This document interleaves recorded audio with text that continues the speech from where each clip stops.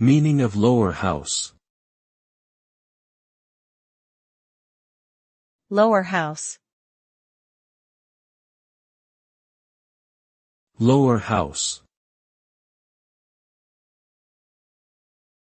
Lower house. Lower house.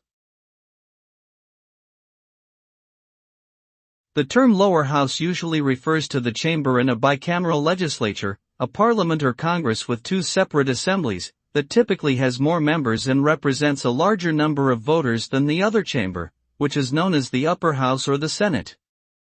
The lower house is often responsible for introducing and passing bills, while the upper house serves as a check on the lower house's power by reviewing and potentially amending bills before they become law. The specific roles and powers of the lower house and the upper house can vary depending on the country and its political system.